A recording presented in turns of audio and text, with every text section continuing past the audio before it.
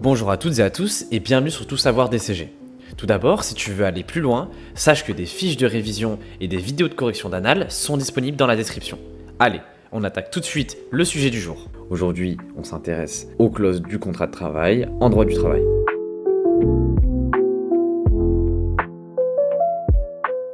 Premièrement, une clause en droit en général, c'est un contrat et donc ce contrat ne doit pas être vicié. Les parties doivent être capables et le contenu du contrat doit être licite et certain. Ces conditions sont préalables à tout contrat. Pour qu'un contrat soit valable, il faut réunir ces trois conditions. En principe, il existe la liberté contractuelle, mais elle est encadrée. Le contrat de travail ne doit pas déroger aux règles d'ordre public.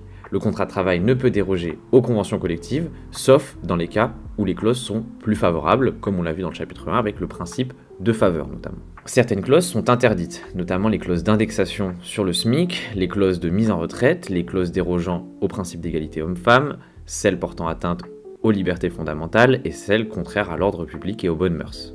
Les clauses interdites sont nulles. La période d'essai. La notion de période d'essai. Premièrement, la période d'essai, elle ne se présume pas, elle doit être expressément stipulée dans la lettre d'engagement. La période d'essai, elle doit être distinguée de la période probatoire et également distinguée du test professionnel. Au niveau des durées, c'est 2 mois pour les ouvriers, 3 mois pour les agents de maîtrise et techniciens et 4 mois pour les cadres. Ça, c'est pour les CDI. On verra plus tard pour les CDD. Les conventions collectives de branche ou les accords d'entreprise peuvent prévoir des durées plus courtes, donc plus favorables. À savoir que si un stage a été réalisé, un stage obligatoire dans les 3 mois précédant l'embauche, la durée du stage, elle peut être déduite de la période d'essai.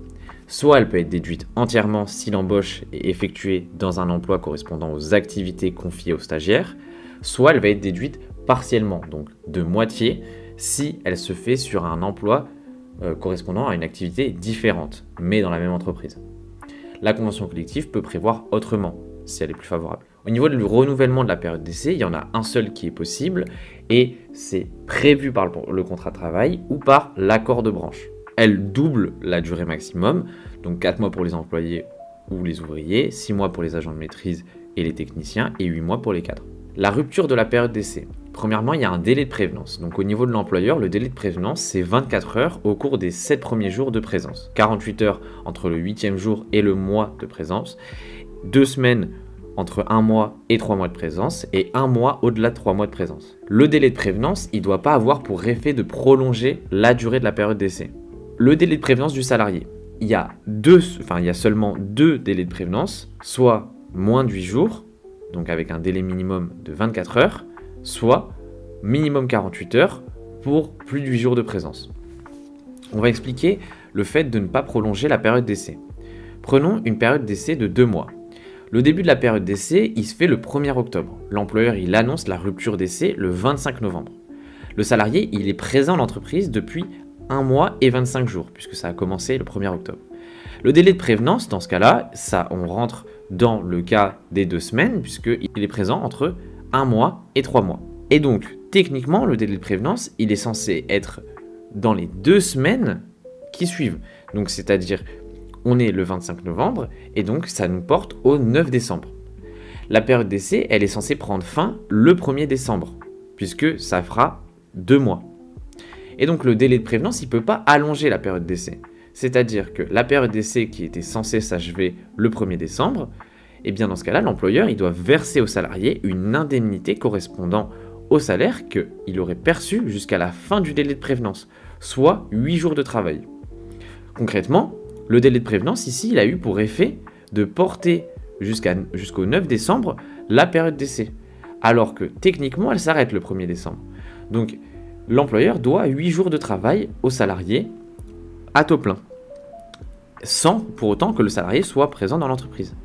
Et donc, si l'employeur avait voulu faire les choses dans l'ordre, il aurait respecté le délai de prévenance en prévenant non pas le 25 novembre, mais 8 jours avant, ou plus que 8 jours avant, mais il aurait dû respecter cela pour éviter de rallonger la période d'essai. Donc comme on vient de le dire, lorsque le délai de prévenance n'a pas été respecté, l'employeur doit verser au salarié une indemnité compensatrice. Une indemnité compensatrice qui est égale au montant des salaires et des avantages qu'il aurait perçus jusqu'à la date d'expiration du délai de prévenance. Mais l'indemnité n'est pas due en cas de faute grave du salarié. La rupture de la période d'essai, elle est libre. elle peut être faite sans motif. Mais dans le cas où il y a une faute qui est invoquée, il y a une procédure disciplinaire qui est engagée. Donc c'est pas très intéressant de faire ça. Si le salarié est protégé, il y a une autorisation de l'inspecteur du travail qui doit être nécessaire. Dans ce cas-là, le salarié ne perçoit aucune indemnité, sauf l'indemnité de congé payé, en cas de rupture de période d'essai en général. La rupture peut tout de même être abusive, même si elle est relativement libre. Des ruptures de période d'essai peuvent être discriminatoires. Donc si la rupture est fondée sur un motif discriminatoire, elle est réputée nulle. Deux motifs peuvent être invoqués, le motif économique, la suppression de poste, et le motif de circonstance de rupture. Donc par exemple avec une intention de nuire ou une légèreté blâmable. Ces deux motifs sont des motifs discriminatoires et donc des dommages et intérêts peuvent être demandés puisque ce serait une rupture abusive. Maintenant on s'intéresse à la partie des clauses relatives à l'exécution du contrat de travail. Premièrement, la première clause, c'est la clause de mobilité géographique. Au niveau des clauses, on va voir en quoi elles consistent et les conditions de validité. La clause de mobilité géographique, eh bien, c'est dans son nom. C'est acceptation par le salarié de changer de lieu de travail. Les conditions de validité. Elle doit préciser la zone géographique d'application. Elle doit préciser la mise en œuvre. Donc, premièrement, elle doit résulter d'un besoin objectif par l'employeur, d'un délai de prévenance suffisant, et la mutation ne doit pas porter atteinte disproportionnée et injustifiée aux droits du salarié. Donc ça ne doit pas simplement être une mutation en France sans vraiment justifier d'un besoin de l'employeur. Si un de ces trois points n'est pas respecté, le salarié il peut donc refuser cette mobilité. L'employeur doit tout de même, dans le cas où le salarié est protégé, avoir l'accord de celui-ci, même dans le cas où il existe une clause de mobilité géographique. Et en cas de mutation pour sanction, lorsque le salarié a fauté et que l'employeur le mute pour sanctionner, et bien dans ce cas-là, il y a une procédure disciplinaire qui doit être respectée. Les autres clauses. Il y a des clauses d'exclusivité, c'est lorsque le salarié s'engage à ne pas travailler pour d'autres employeurs. La condition de validité de cette clause, ça doit être nécessaire à la protection des intérêts de l'entreprise, elle doit être justifiée par la nature de la tâche à accomplir, et elle doit être proportionnée au but recherché. Les clauses d'objectif, donc fixe des objectifs prévus à atteindre pour le salarié. À défaut, le contrat de travail peut être rompu, mais attention, le simple motif de ne pas respecter la clause d'objectif, c'est-à-dire de ne pas atteindre l'objectif, ne constitue pas une cause de licenciement. La cause de licenciement serait plus une insuffisance professionnelle. Les conditions de validité de cette clause d'objectif, premièrement, les objectifs, ils doivent être réalistes, ils doivent être réalisables. Et donc le salarié doit disposer également des moyens suffisants pour les atteindre. La clause de garantie d'emploi. L'employeur s'engage à ne pas rompre le contrat de travail pendant une certaine durée. La seule condition de validité de cette clause, c'est qu'elle est limitée dans le temps. Donc c'est pendant une certaine durée. La clause de non-concurrence. Cette clause est importante puisqu'elle interdit au salarié d'être recruté par un concurrent de son ancien employeur ou de créer une entreprise concurrente. Donc une fois le contrat rompu, bien que le salarié ne soit plus dans l'entreprise, il a l'interdiction de travailler pour un concurrent. Il y a 5 conditions de validité de cette clause. Premièrement, elle est indispensable à la protection des intérêts légitimes de l'employeur. Elle doit être limitée dans le temps et limitée dans l'espace. Elle doit tenir compte des spécificités de l'emploi du salarié.